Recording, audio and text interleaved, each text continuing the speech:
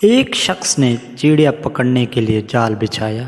اتفاق سے ایک چڑیا اس میں پھنس گئی اور شکاری نے اسے پکڑ لیا۔ چڑیا نے اس سے کہا، اے انسان، تم نے کئی ہرن اور کئی مرغ کھائے ہیں، ان چیزوں کے مقابلے میں میری کیا حیثیت ہے؟ ذرا سا گوشت میرے جسم میں ہے، اس سے تمہارا کیا بنے گا؟ تمہارا تو پیٹ بھی نہیں بھرے گا۔ لیکن اگر تم مجھے آزاد کر دو تو میں تمہیں 3 نصیحتیں کروں گی جن پر عمل کرنا تمہارے لیے فائدہ مند ثابت ہوگا۔ ان میں سے ایک نصیحت تو میں ابھی کروں گی، جبکہ دوسری نصیحت اس وقت جب تم مجھے چھوڑ دو گے اور میں دیوار پر جا بیٹھوں گی۔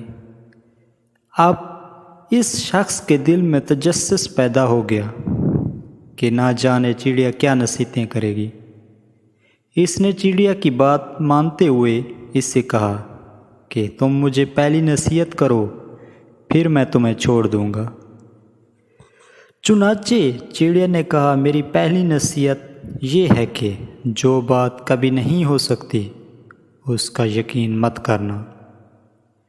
یہ سن کر اس آدمی نے چڑیا کو چھوڑ دیا اور وہ سامنے دیوار پر جا بیٹھی اور بولی، میری دوسری نصیحت یہ ہے کہ جو بات ہو جائے اس کا غم نہ کرنا۔ اور پھر کہنے لگی، اے بھلے مانس، تم نے مجھے چھوڑ کر بہت بڑی غلطی کی ہے، کیونکہ میرے میں پاؤ بھر کا انتہائی قیمتی پتھر ہے۔ اگر تم مجھے ذبح کرتے اور میرے پیٹ سے اس موتی کو نکال لیتے تو اس کی فروخت کرنے سے تمہیں اس قدر دولت حاصل ہوتی کہ تمہارے آنے والی کئی نسلوں کے لیے کافی ہوتی اور تم بہت بڑے رئیس ہو جاتے۔ اس شخص نے جب یہ بات سنی تو افسوس کرنے لگا اور بہت پچھتایا کہ اس نے چڑیا کو چھوڑ کر اپنی زندگی کی بہت بڑی غلطی کی ہے۔ اگر میں اسے نہ چھوڑتا تو میری نسلیں سنور جاتی۔ چڑیا نے اسے اس طرح سوچ میں پڑے دیکھا تو اڑ کر درخت کی شاخ پر جا بیٹھی اور بولی، اے بھلے مانس، ابھی میں نے تمہیں پہلی نصیحت کی ہے جسے تم فوراً ہی بھول گئے کہ جو بات ناممکن ہو، نہ ہو سکنے والی ہو، اس کا ہرگز یقین نہ کرنا۔